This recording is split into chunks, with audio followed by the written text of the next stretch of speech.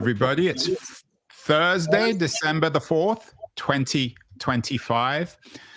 As the year comes to an end, we live, it seems to me, in rather strange times. On the one hand, we seem to be on the verge of all sorts of technological miracles. There's talk of a pill to cure cancer. The weight loss drug boom is just going to begin next year. And the New York Times is even running pieces now about pills that will allow our cats to lose weight. And yet there seems to be a general skepticism about technology. In fact, later this week, I have an interview with Samuel Miller MacDonald, who has a new book out, which is a critique and attack on the very idea of progress. My guest today seems to epitomize progress. Lu Zhang was educated in China, actually born in Inner Mongolia, and now she's a very successful and prominent Silicon Valley venture capitalist. She is the founder of Fusion Fund, and she's joining us today from Palo Alto. Lu, do you share this sense of paradox? On the one hand, technology seems to be dramatically changing the world. On the other hand, there's ever more skepticism about technology. There's, of course, the big debate about AI too. Yes, on one side, as you mentioned, especially powered by AI, now there are two types of innovation. One is AI native innovation, another is AI empowered innovation. If we look at the total scope, it's not only just about the tech industry, which is about roughly 10% of US GDP. We're essentially talking about all the surface industry, all the industry with a huge amount of high quality data. So the influence and the empowerment of AI would be expanded to more than 50% of the US GDP. So technology is evolving. We're going to increase the efficiency, productivity, doing both the business automation, business optimization. I also have a strong focus on AI in healthcare. You know, we always talk about the future of the healthcare. It's really personalized diagnostic, personalized treatment plan. So now AI can enable so many solutions focused on digital diagnostic, digital therapeutics for cancer, heart disease, mental disease. So overall, that's all the promising future. But on the other side, when technology evolving so fast, we never had a technology evolving so fast. The regulation is now ready. Society is now ready. Sometimes we even don't have the data set infrastructure ready. And we do have companies, for example, also try to address the challenge brought in by AI.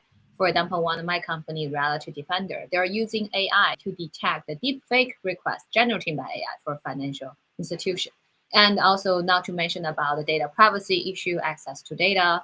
And within healthcare sector, there are lots of discussion about, hallucination issue, etc. So yeah, you're right that it's a really ironic situation. But on the other side, I think technology evolving fast as a community of innovation, as a community of the regulator will eventually catch up. So we still have a promising and bright future. It's just that we have to be patient in the process of achieving that goal. Tell me a little bit about your background. As I said, you were born in Inner Mongolia. I'm not sure how many venture capitalists there are, founding venture capitalists of funds in Silicon Valley who were born in Inner Mongolia, and then you attended university in China, Tianjin University. Do you see your narrative as remarkable? I would say my journey is kind of unique. You're right. We're very proud of our nature, the culture in the Mongolian, but we don't have innovation ecosystem there.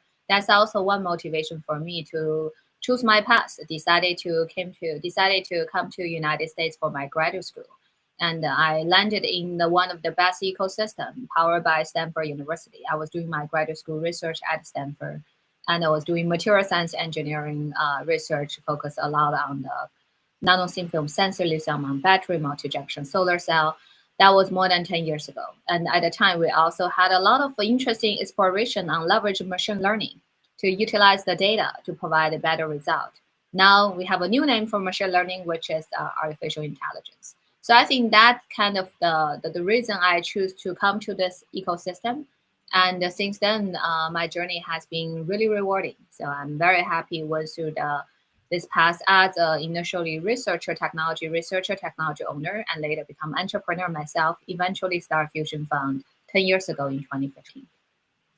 You say you came to this ecosystem. That's a rather odd way of putting it. It's a country Lou, isn't it, rather than an ecosystem? Or do you think of your life in Palo Alto through Stanford University as being part of an ecosystem rather than perhaps as a citizen of the United States or as someone living in the United States?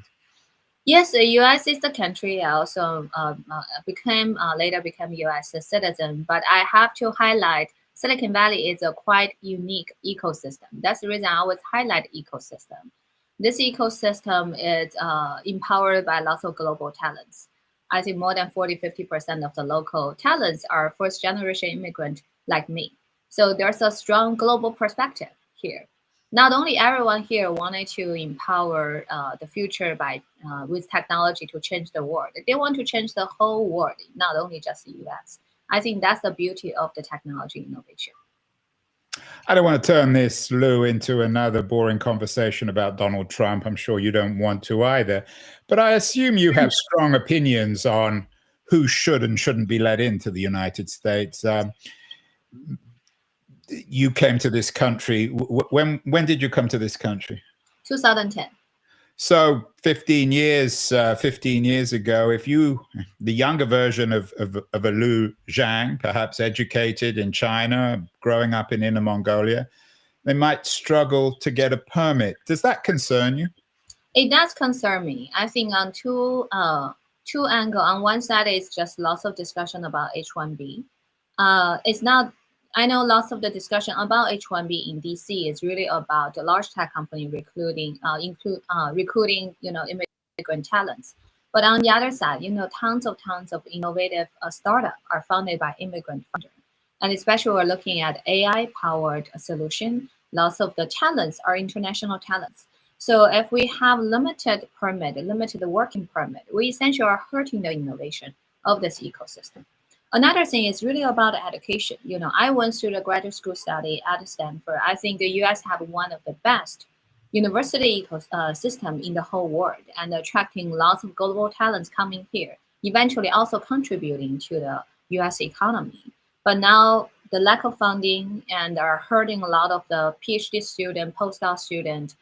That's also another worry I have. It's not necessary for the near term, but it's more for the long term. Like, what is the future of the U.S.? It's really the concentration of the global talents, the top talents doing innovation here. Here have the best business environment and business go-to-market.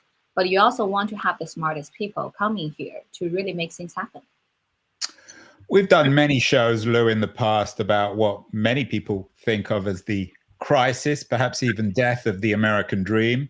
Mm-hmm. David Leonhardt, for example, from the New York Times, came on the show to talk about ours was the shining future. In other words, it's no longer the shining future. The American dream no longer exists.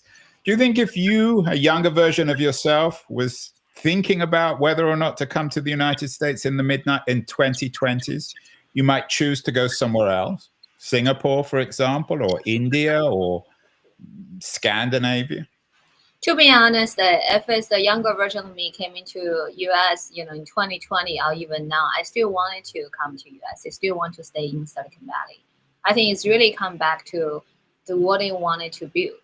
And my personal passion is really in terms of the social impact driven. I want to change the world. I want to find the most productive, efficient way to change the world for better course. And the technology is the most powerful tool. And if you wanted to do technology innovation, here is still the best market, it's the best ecosystem, the best community, and the quality of the talents, the quality of the capital, and also the collaboration between large enterprise with a smaller startup is fascinating. It's one of the unique things we have here.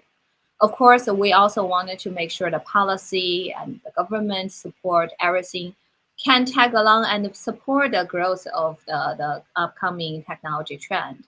Yes, there's some up and down on the way. So I hope in the next couple of years, the policymaker can realize the importance of the global talents and potential shift the direction of the policy.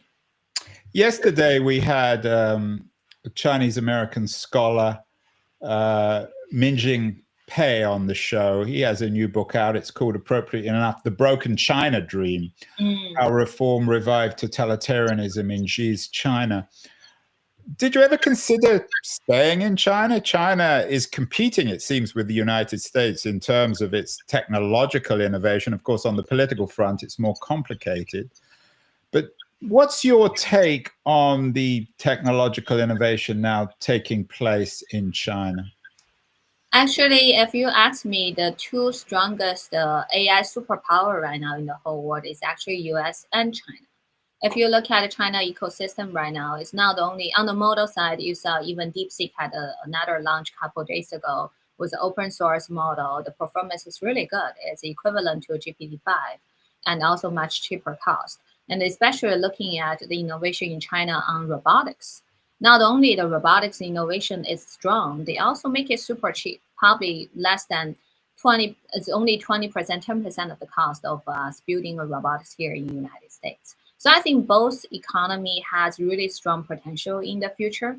But on the other side, there's also difference between the nature of the economy in general. For example, US right now is very strong on the B2B end, which means the industry player, the large enterprise, are in full speed adopting AI and other new innovation.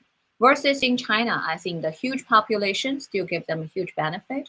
And also the general population are more open to accept new stuff. They're open to use new AI solutions. So you can see lots of the consumer AI solutions are growing pretty fast in China. So I think these two economy going to continue in parallel grow in their own way. And there will be competition, there will be potential collaboration, I hope, in the future. And we really need to be alert and then watching, not only just focus looking at what is happening here in US. We should look at a global innovation trend and especially what's happening in China. What's your take? I take your point, Lou, on not looking just at the United States, but what's your take on the current state of play in AI in the US, particularly in Silicon Valley? It's been a bad week for OpenAI, a very good couple of weeks for Google, a mixed week for NVIDIA.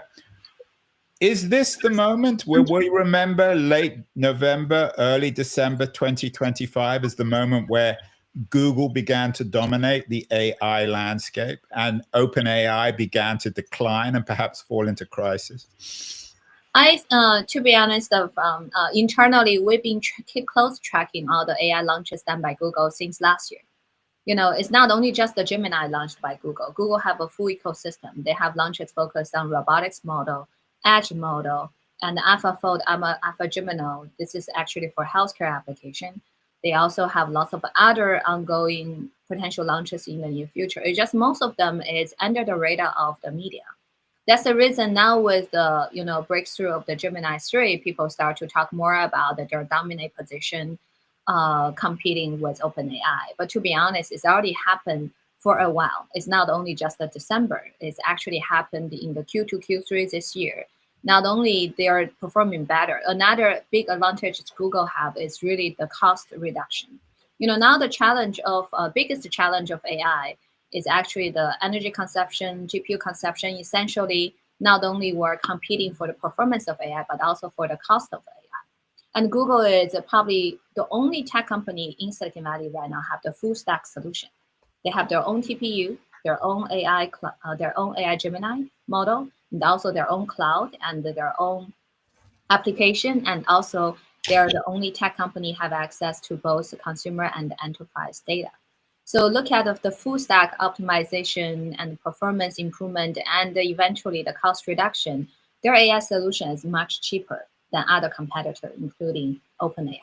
So that's the reason we're very bullish about the AI capability of Google since early this year. It just now with the major launch of the Gemini, more people are saying, and OpenAI also have a big crisis mode right now trying to catch up. But on the other side, I think eventually this market won't just be dominated by one model, one supplier. There will be multiple players and have the different advantages. And not to mention, cloud also recently have a new launch, which is quite impressive as well. And the Grok XAI done by Elon Musk, they only started early last year. Just think about how much progress they had made in the past 1.5 years, which is quite impressive as well. And coming to your questions about NVIDIA, sometimes I found really interesting how market react to to different type of news. I still remember when the when the launch of the DeepSeek happened early this year. I remember that day I was visiting NVIDIA. We always have a close relationship with them for collaboration, and their stock dropped for 20%. But later on, people start to realize actually lower cost of the AI training AI model training gonna benefit company like NVIDIA as well, because the adoption of AI will continue to be accelerated. Same thing here. No matter with OpenAI, Gemini, as long as AI model is not only getting better, but also getting cheaper, we'll see a larger adoption of AI across different industry, which means the demand for GPU for compute will continue increase. I know there's also narrative about the competition between TPU and the GPU. Yes, TPU is performing really well within Google AI system, the full stack themselves. But I don't think TPU will be able to really challenge and replace the position of the GPU for the generic AI training across different company and application use cases. And eventually, if we're going to power more than 50% of the US GDP with AI, we need more company to providing the computing power. Not only NVIDIA, not only AMD, not only Google, we need more in order to make that future happen. When it comes to power, are you concerned with the current American government's seeming disinterest in renewable energy, particularly in comparison with China? I do, and that's one thing. China also have a huge advantage because they deploy so much power plant in the past 1 year. I remember I saw an article a couple months ago. It's an article from Australia mentioning the deployment of the solar panel in China in the past couple months is even more than the solar panel deployment in the past 20 years in Australia. I didn't check the details of the number, but it's really impressive how much of the strategic investment they're making for the power storage and prepare for the future of AI. And in the United States, the biggest challenge right now in AI, as I mentioned, is we're gonna run out of the energy very soon.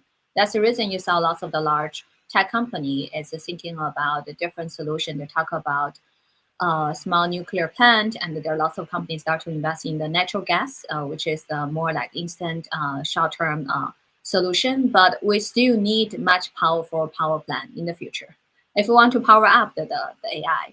I think on that end, no matter investment into the clean energy, just essentially we need to upgrade of existing the grid, the power plant in general.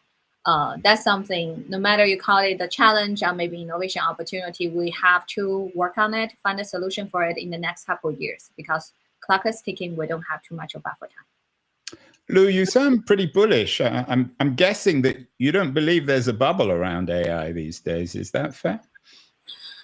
Interesting. Yesterday I was on the panel. Also, moderator asked me about the bubble issue.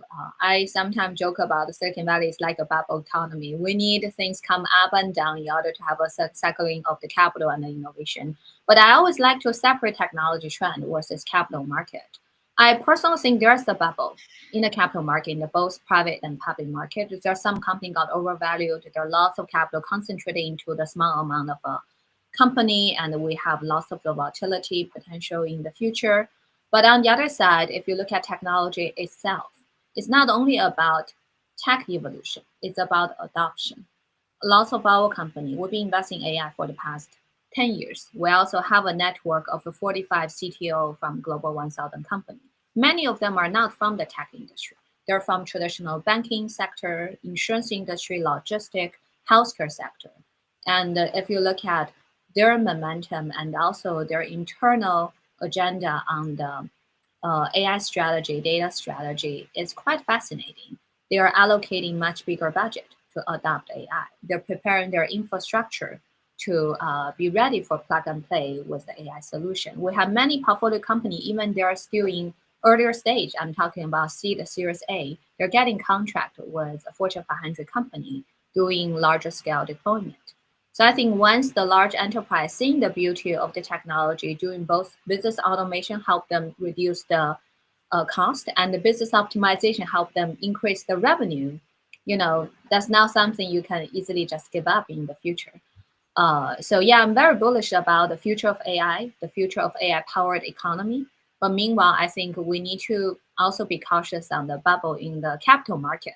There are always a rational, irrational decision in terms of the investment. And as individual investor, as an innovator founder, we need to be disciplined on the valuation. Has the AI economy had its Netscape moment? Of course, the Netscape moment in the mid-90s was the IPO of Netscape. There's rumors now that Anthropic might launch an IPO next year. There was a headline in the Wall Street Journal this morning. Does it require a major IPO, an Anthropic perhaps, or even an OpenAI, to really make this AI revolution as profound as the internet? Or are the public markets less relevant than they were? For a venture capitalist, of course, you need a return on your capital, and there's only two ways of doing that. Either your investment, the companies you invest in, are acquired, or they go public. My personal opinion is I don't think it's so relevant anymore. Yes, it can be a signal to let the whole world saying that, okay, the AI company, the size, the influence, the capital amount is quite significant.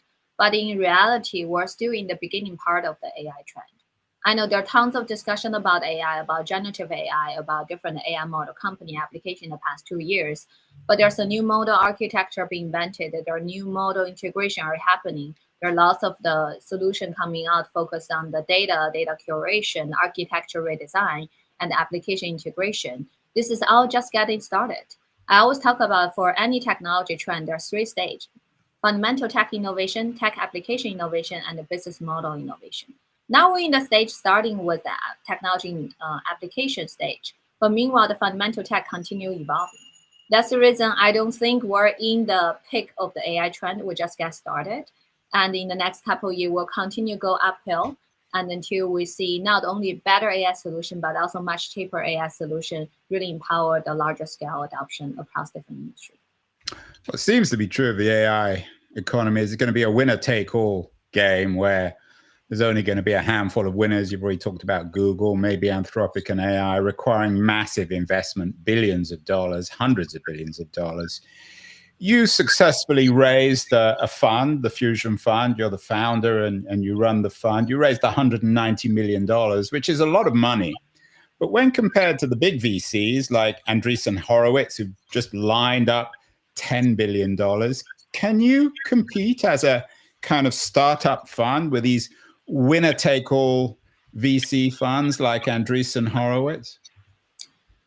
First, I want to address your questions, talk about the winner-take-all.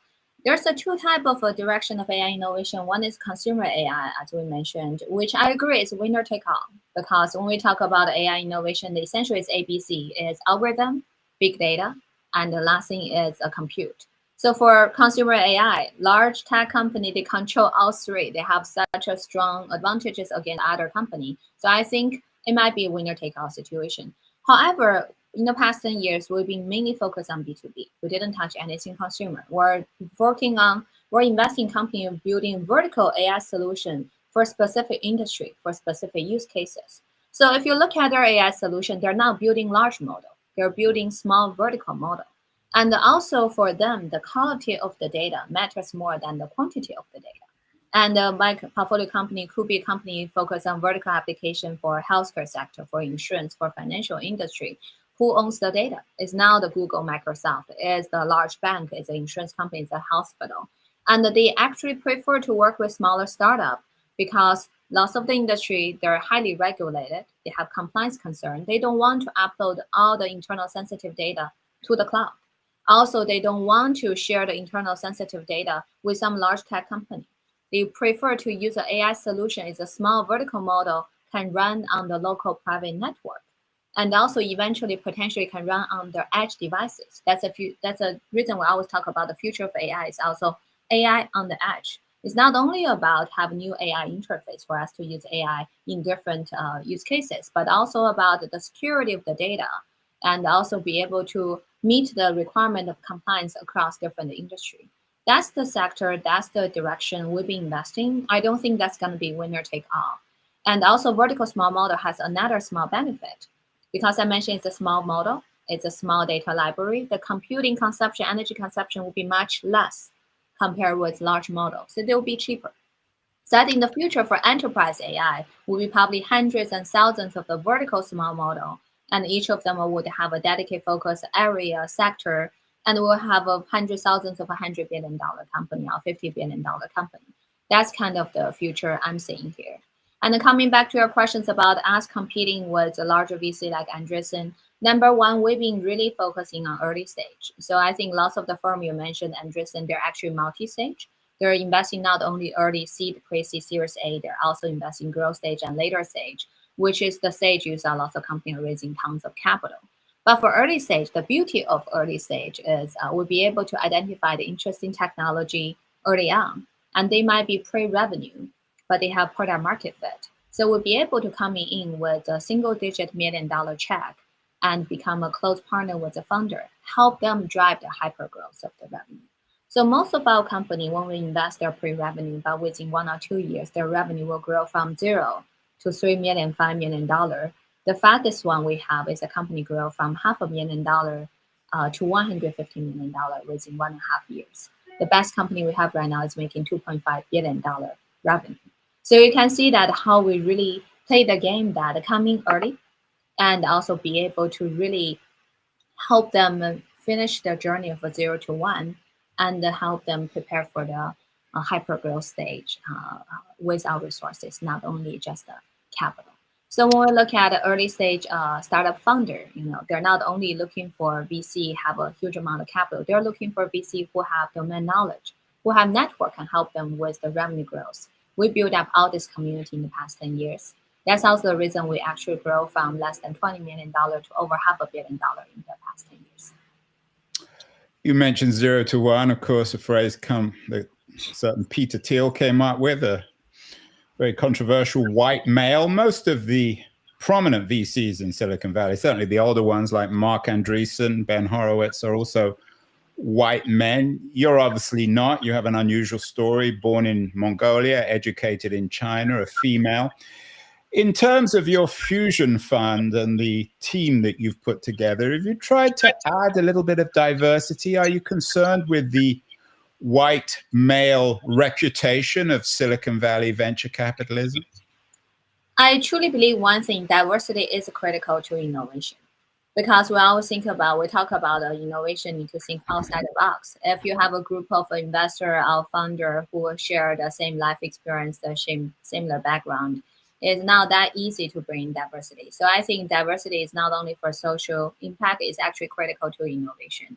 So for us, I think the beauty of the Fusion Fund is when I started firm, my personal background, I'm kind of combination of minority immigrant, young founder, female all together. So all the partners and team members joining me and attract to the Fusion platform also have a similar mindset. Regardless whether they're Caucasian, white male, they actually have a strong global perspective. They have a strong diversity thinking. And if you look at our team background, we also have a really nice, I would call it cognitive diversity. It's not only just the skin color or the gender, it's cognitive diversity. We have a couple team member, grew up in Europe and grew up in Canada, in Singapore, United States, and we have such a diverse life experience and the perspective coming together. Not only make us a better investor, but also help us serve and help identify the diverse background founder across the world coming to Silicon Valley. Have you experienced any discrimination yourself, either as an entrepreneur or an investor, as a woman? Yes, I did. I think I went through this journey of young and female entrepreneur back in more than 10 years ago. And when I initially started a Fusion Fund, also a similar thing happened. Partially discrimination, partially I think it's just everyone have stereotype. But how to break stereotype is important. But I feel for me, I have an entrepreneur spirit. And also Silicon Valley is a unique place that people really evaluate each other based on the result you deliver. They may have stereotype, start talking with you, but once I got in deliver, not only deliver meet expectation, my goal is always exceed the expectation, then the result will change people's stereotype. You made your name, your success as an entrepreneur in medical technology and AI, and you invest in it significantly. All sorts of media articles about the way in which AI is about to revolutionize the medical system. How bullish are you, Lou, about the way in which AI can fix healthcare in the United States? What needs to happen? Yeah, so I don't know whether AI can 100% fix the healthcare system, but I do believe I have a strong passion for AI in healthcare in general. And now it's also a major year to empower AI for healthcare. Couple reasons. On one side, not only healthcare industry need AI also need healthcare industry. We always talk about the fundamental power source of AI is really the data, access to data, which industry have a huge amount of high quality data, healthcare sector, diversity of the data, healthcare sector. Actually 30% of the data in our human society are healthcare related. But guess how much of it being utilized so far? Less than 5%. So it's a huge gap. It's a huge opportunity as well. So that's the reason not only just the healthcare sector need AI also need a huge amount of high quality data from healthcare sector to show its full capability and show the capability across different use cases. But come back to healthcare itself. On one side is really the personalization of the treatment plan I mentioned earlier on, no matter for cancer, heart disease, especially for mental disease. Think about for depression, 20% of the population in US have depression. Think about the dementia, Alzheimer, Parkinson. With aging population, it's a huge problem, huge burden to society, huge painful problem for the families. And mental disease are highly personalized. No matter at what trigger, the progression and the treatment plan need to be personalized in order to achieve better treatment result. How we do personalized and also cost efficient therapeutic solution for mental disease? We need AI.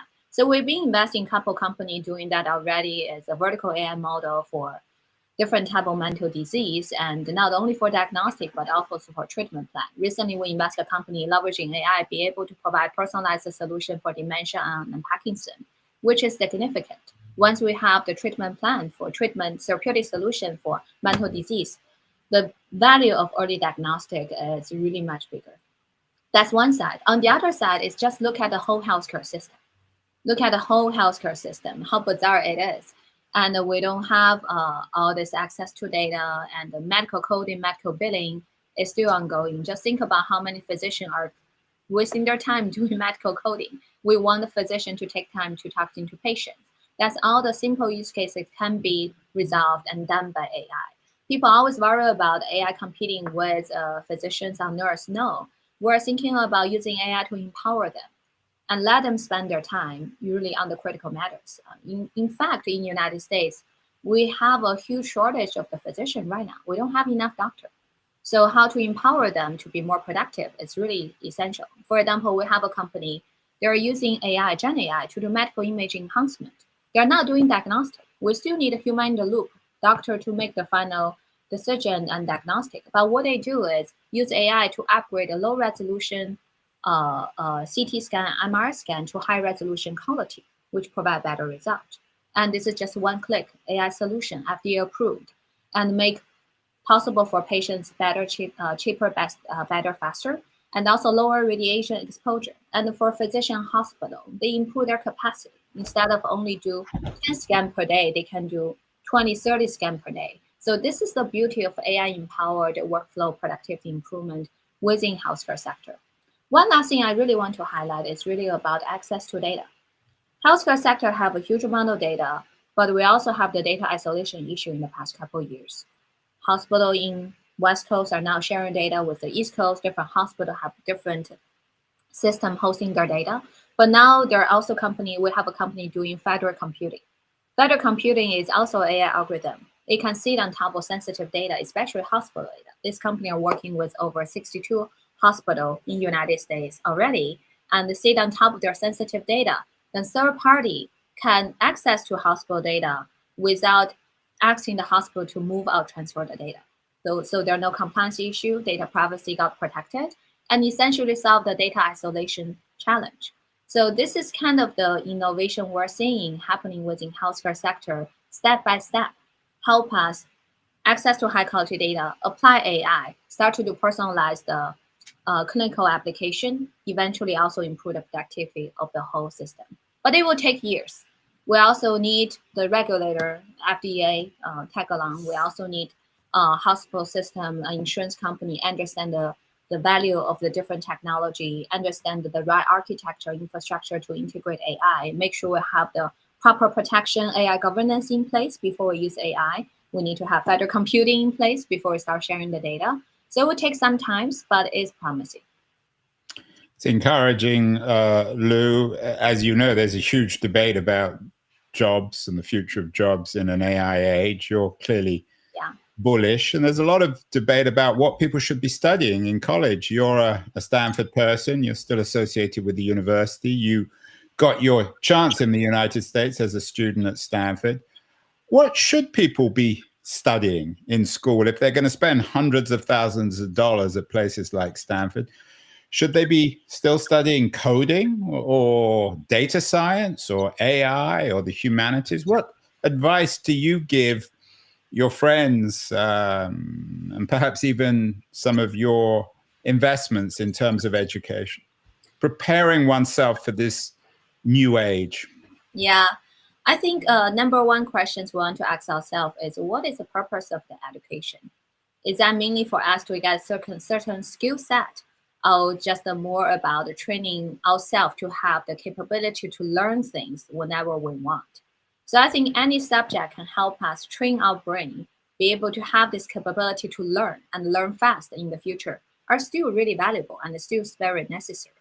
But if you ask me about a specific major, my have personal preference. When my friends ask me about their kids, I always recommend one is a neuroscience, neurology in general. Another is aerospace, because on one side, healthcare is a booming industry. There will be lots of innovation happening. Another thing is, although we now have a super powerful generative AI model, but the most power efficient system in the whole world is our human brain. And our AI is not working as a human brain right now in terms of how to communicate with each other, analysis data, the long-term, short-term memory. So if we do further study and understanding about the neurology, about our human brain, we may bring better idea how to design the next generation of AI. It's not only just within healthcare innovation, but also for the future of AI. For aerospace, it's really just about the booming trend of the space sector, space infrastructure in general. We all see the launching cost is getting lower and lower powered by companies like SpaceX. In the future, we'll have much cheaper access to space data, satellite data, and eventually we're going to have a space infrastructure established in the next 5 to 10 years. So that's also something coming up. And coming back to your question in terms of challenge opportunity generated by AI, for example, for Stanford, recently they have a new building called the Coda building, and which I personally also donate a small conference room. So there will be students saying there's a Fusion Fund conference room in the Coda building. And you will see an interesting design in the Coda building. Out of their large classroom, the table is not the one direction. It's not like a student had to face the front and listen to the lecture from the professor. All the tables are designed in a way to do group discussion. It's more like a round table type of thing than the chair surrounding it with a whiteboard. I think they will be more emphasized in terms of figure out how to enable students know how to learn instead of master certain skill set directly. Once you have this fast learning capability, regardless it's AI or other technology innovation in the future, younger generation will be able to learn so fast and also master this powerful tool and use the tool to make themselves become the superpower or superhuman in the future. Superhuman? What does that mean, Lou? Superhuman, actually been talking about the superhuman since probably 5 years ago. I think in the future, no matter we like it or not, we're gonna physically empowered by robotic sensor and mentally powered by AI. So we can choose to either become just stay as an authentic human, or we just integrate with all the technology innovation to become the superhuman. We're essentially already supercharged by AI right now with the ChatGPT. I think the beauty of the AI is not only just the of a ChatGPT or generative AI or Gemini. It's not only just the democracy of the technology. It's a democracy of access to the knowledge. Now you don't necessarily need to have certain platform and also learning certain classes to know the knowledge. You could just simply ask AI. AI will provide you access to the knowledge. I think that's the beauty of it. How would you prove to our viewers and listeners, Lou, that you're human and not a bot? Oh, yeah. So that's actually a very good question. And I think the Turing test gonna have to be upgraded in the future. Sometimes I'm thinking about maybe if one way to tell whether I'm a human or AI is whether I actually make mistakes. Sometimes we expect AI to make no mistakes, and the mistake making might be a small beauty of the human nature, which create lots of the diversity and also the innovation. Have you made any mistakes in this conversation? I might be. I don't recall, but it will be interesting to looking back to track all. Well, if you haven't, maybe you're a bot, and if you have, you're not. Wonderful conversation, Lou. And as we're coming to the end of 2025, two final questions. Firstly, what is the big story in 2025 in tech business terms? And what should we expect in 2026? Perhaps something slightly counterintuitive. I don't want to hear about 2026 being the age of AI. It goes without saying. I think two things. One, of course, is the launch of the AI, especially the reduction of the cost. If you look at the cost per million token, actually decreased from $30 last year to now 9 cents, which is impressive and crazy low. And another major news we have this year is really about SpaceX. Now the launching cost is much, much lower because of reusable of the super heavy booster, etc. So in the next couple of years, we may see the launching cost continue to be lower, as low as the $10 million per launch. That will open a I would say, new stage of the human footprint, not only just on Earth, but also the space traveling. Wow. Well, happy holidays, Lu Zhang. Happy New Year. Are you going to have some fun over the holidays? You're going to work? Probably gonna work. It's a crazy busy year, but it's so innovation never stops, never sleep. Innovation never stops, never sleeps. We'll have to have you back on the show in 2026. Thank you again. Thank you for having